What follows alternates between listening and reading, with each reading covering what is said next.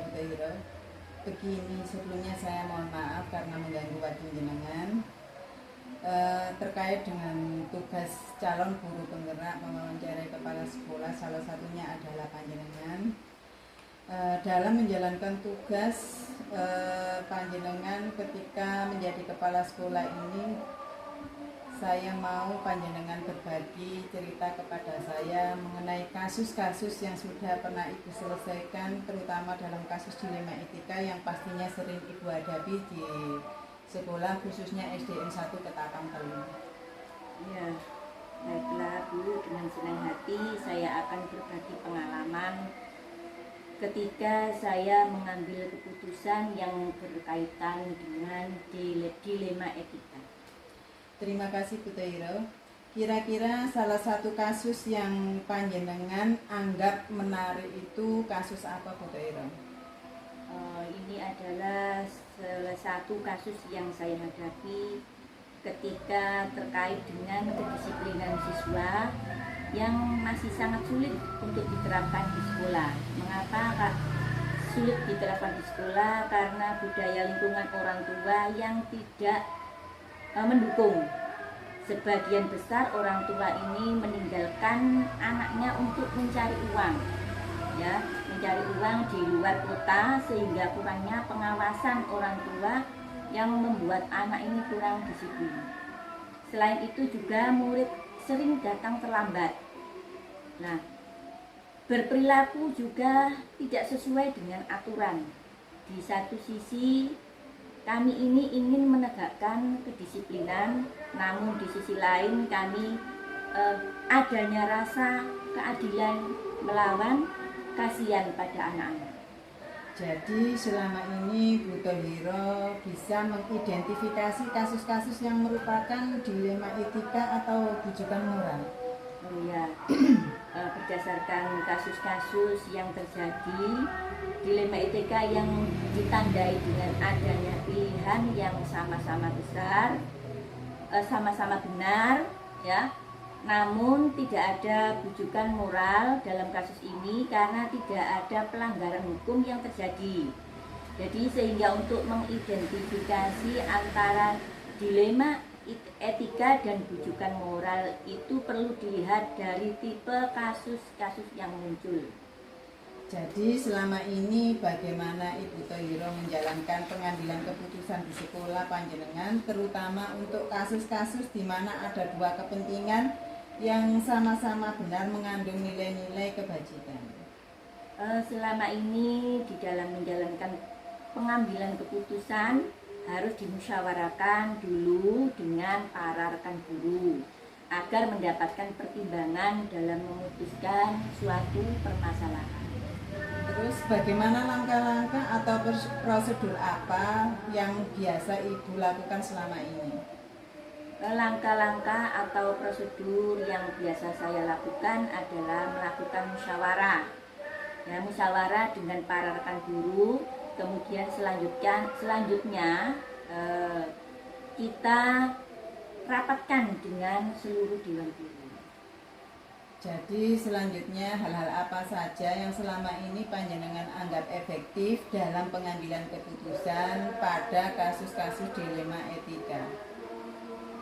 Dalam hal yang saya anggap efektif dalam pengambilan keputusan adalah adanya komunikasi. Ya, komunikasi dengan rekan guru-guru yang ada di sekolah kami. Lalu hal-hal apa saja yang selama ini merupakan tantangan dalam pengambilan keputusan pada kasus-kasus dilema etika? Tantangan dalam pengambilan keputusan yaitu adanya kurangnya kesadaran, ya, tentang pentingnya pendidikan dari diri siswa dan orang tua siswa. Apakah Ibu Tairo ini memiliki tata cara atau sebuah jadwal tertentu dalam sebuah penyelesaian kasus dilema etika? Apakah Ibu langsung menyelesaikan di tempat atau memiliki sebuah jadwal untuk menyelesaikannya? Bentuk atau prosedur seperti apa yang sudah Ibu jalankan? Oh ya, dalam hal ini tidak ada jadwal khusus dalam penyelesaian kasus dilema etika ini, karena langsung melakukan koordinasi dengan pihak-pihak tersebut. adakah seseorang atau faktor-faktor apa yang selama ini mempermudah atau membantu Ibu dalam mengambil keputusan dalam kasus dilema etika? Dalam hal ini, para dewan guru yang selama ini membantu dalam pengambilan keputusan dilema etika ini. Para dewan guru yang selama ini membantu, ya, membantu panjenengan ya. Dari semua hal yang telah Ibu sampaikan, lalu pembelajaran apa yang dapat Ibu petik dari pengalaman Ibu mengambil keputusan dilema etika? Dalam pembelajaran yang bisa dipetik dalam hal ini yaitu memperhatikan budaya di lingkungan sekolah ini untuk sebuah pengambilan keputusan. Bagus sekali Bu Tohiro, terima kasih atas waktunya, sudah memberikan pengalaman yang sangat luar biasa sekali. Semoga saya bisa mengambil ilmu dari pengalaman-pengalaman yang sudah Ibu Tohiro sampaikan tadi. Sekali lagi terima kasih atas waktunya pada pagi hari ini Bu Tohiro, mudah-mudahan Bu Tohiro sehat selalu. Ya, terima kasih kembali juga, saya juga merasa senang sekali karena bisa sedikit berbagi pengalaman dengan Bu Suri. Saya mau pamit dulu Bu Tohiro. Saya sekali lagi terima kasih. Assalamualaikum warahmatullahi wabarakatuh. Waalaikumsalam warahmatullahi wabarakatuh.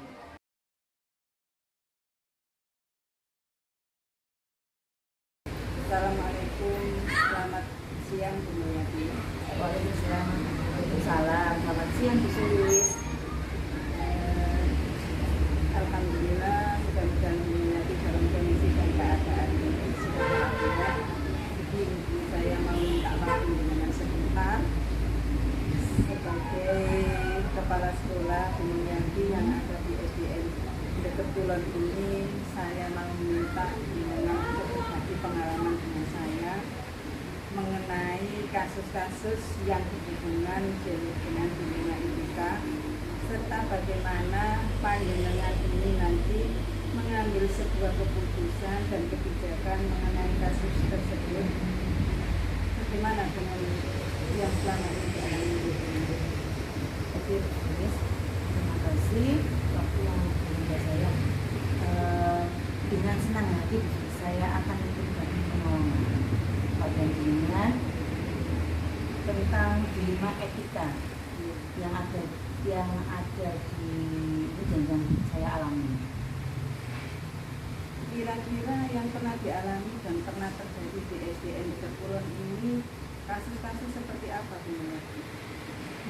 Gini Bu, yang pernah saya alami di SDN Kulon ini tentang nilai anak yang melebihi KKM saat pengisian rapat untuk menghindari ketidaknaikan kelas. Seperti itu. Jadi selama ini lalu dari kasus-kasus yang sudah terjadi tersebut, bagaimana Bu Mulyadi ini dapat mengidentifikasi kasus-kasus yang merupakan dilema etika atau tujuan moral? Berdasarkan kasus tersebut, adanya dilema etika atau tujuan moral itu karena harus memutuskan di antara pilihan yang sama-sama memiliki alasan yang masuk akal, sehingga untuk mengidentifikasi antara dilema etika dan tujuan moral dapat dilihat dari alasan membuat keputusan tersebut. Jika ada alasan yang masuk akal dan dibenarkan, maka masuk ke dalam dilema etika, sedangkan jika alasan yang tidak sesuai, maka masuk ke dalam tujuan moral itu. Jadi selama ini bagaimana panjenengan mendapatkan pengambilan keputusan di sekolah jenengan, terutama untuk kasus-kasus di mana ada dua kepentingan yang sama-sama benar atau sama-sama mengandung nilai kebajikan? Begini Bu, dalam menjalankan pengambilan keputusan yang ada sudah ini, kita harus bermusyawarah dulu dengan seluruh dewan, tidak mengambil sepihak, jadi harus bermusyawarah. Ya, betul Bu. Jadi langkah-langkah atau prosedur seperti apa yang bisa jenengan lakukan selama menangani kasus-kasus tersebut? Langkah atau prosedur yang bisa saya lakukan adalah mengajak semua dewan guru untuk berdiskusi melalui rapat internal. Begitu. Ya, Lalu hal-hal apa saja yang selama ini sudah jenengan anggap efektif dalam pengambilan keputusan pada kasus-kasus dilema etika? Dalam mengambil keputusan, hal yang saya anggap efektif dalam pengambilan keputusan adanya tindakan preventif sebelum terjadi permasalahannya. Hal-hal apa saja yang selama ini merupakan tantangan dalam pengambilan keputusan pada kasus dilema etika? Di sini yaitu ada sebuah tantangan dalam pengambilan keputusan, yaitu kekurangannya ketegasan jika dihadapkan dengan persoalan yang melibatkan kemanusiaan. Oh, begitu ya. Iya. Jadi, apakah jenengan ini memiliki tata cara atau jadwal tertentu dalam sebuah penyelesaian kasus dilema etika, ataukah jenengan langsung menyelesaikan di tempat atau memiliki sebuah jadwal untuk menyelesaikan bentuk atau prosedur apa yang sudah jenengan jalankan? Dalam sekolahan SDN Kebetulan tidak ada jadwal yang khusus dalam menyelesaikan kasus dilema etika, karena langsung saya selesaikan dengan melakukan koordinasi dengan seluruh dewan guru. Jadi tidak sepihak, langsung saya lakukan seperti itu. Oke, Bu. Kemudian adakah seseorang atau faktor-faktor yang selama ini mempermudah atau membantu panjenengan dalam pengambilan keputusan dalam kasus-kasus dilema etika? Yang biasanya membantu saya itu atau mempermudah dalam pengambilan sebuah keputusan, yaitu semua dengan guru, tidak sepihak mana atau yang mana, tidak, semua dewan guru termasuk ada lalatan dan wali murid. Nah, dari semua hal yang jenengan sampaikan tadi, kira-kira pembelajaran apa yang dapat panjenengan petik dari pengalaman pengambilan keputusan dilema etika? Dari pembelajaran yang bisa saya ambil atau saya petik, yaitu tidak semua yang dapat benar dengan kita anggap benar itu sama benar, karena harus dilihat dari berbagai sisi. Seperti itu, kadangkala yang benar juga bisa salah, kadang ya salah, tidak semuanya salah juga bisa benar. Baik, Bu. Saya ucapkan banyak terima kasih kepada Bu Mulyati karena sudah bersedia menyediakan dan menyempatkan waktu untuk berbagi pengalaman mengenai pengambilan keputusan pada kasus-kasus dilema etika yang terjadi pada murid-murid Ibu, khususnya di SDN Kebetulan. Saya juga terima kasih Ibu sudah mau berbagi pengalaman saya dan semoga bermanfaat bagi panjenengan dan juga sebagai Terima kasih atas sama-sama. Assalamualaikum. Waalaikumsalam.